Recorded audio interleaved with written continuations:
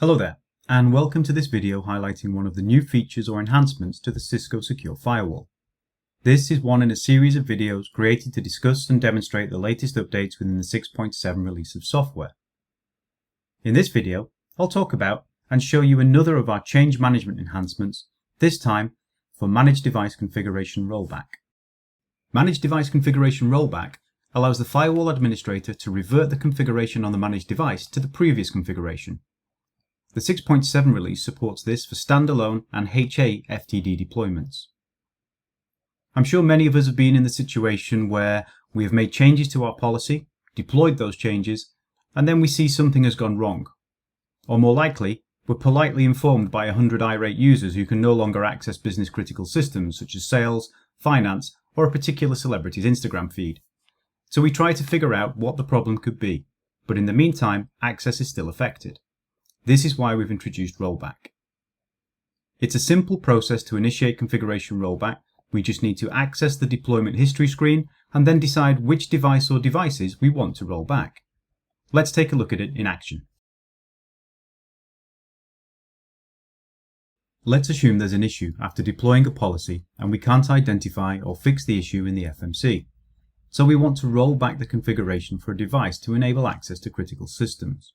First, we navigate to the deployment history screen by selecting Deploy Deployment History. Here we can see a list of the deployment jobs for all of the devices that our Firepower Management Center manages. It's important to note that this is only supported for managed Firepower Threat Defense devices running version 6.7 of the software and above. As you can see, expanding the job allows you to see the managed devices affected by the deployment. In this case, we have a single device. Clicking on the transcript icon allows you to see an overview of the changes made during the deployment and the overall outcome. You will also notice that we have two launch points for the rollback option. This one allows you to initiate a rollback for the entire job, which may contain multiple firewall devices if more than one firewall had a configuration deployed. This allows you to quickly begin the rollback procedure for multiple devices.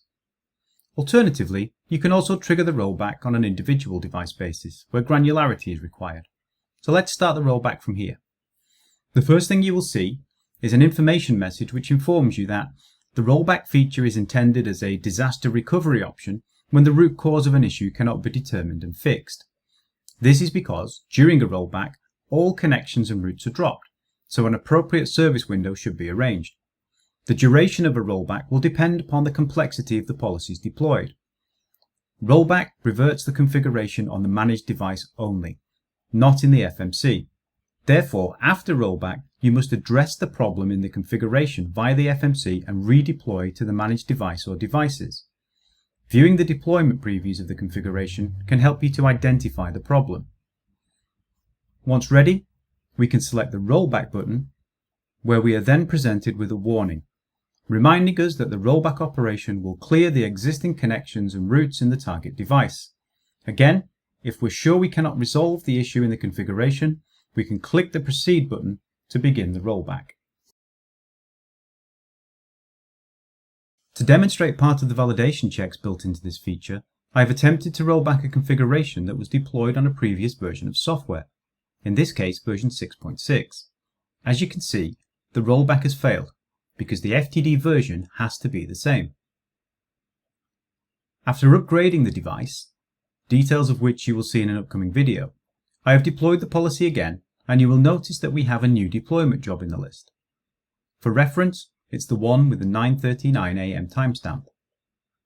Let's initiate the rollback again, clicking the rollback and proceed buttons on the two windows that are presented.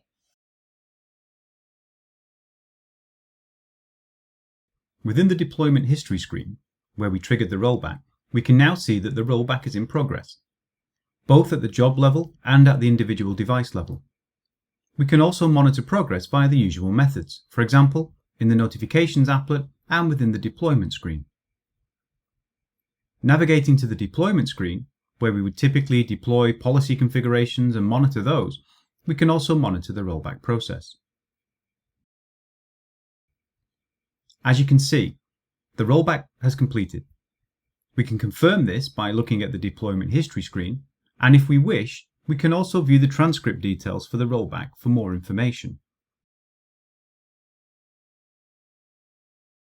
Remember, the configuration has only been rolled back on the managed FTD device. In the FMC, the policy for that device will now be marked out of date, so we need to fix the issue in the configuration and redeploy the policy. Thank you for taking the time to watch this update video. There is more content available covering the other new features in the 6.7 release, as well as new content covering topics associated with the Cisco Secure Firewall. As always, we recommend that you read the release notes for each new release along with the configuration guides to get more information on the topics highlighted in these videos. Hope to see you again soon.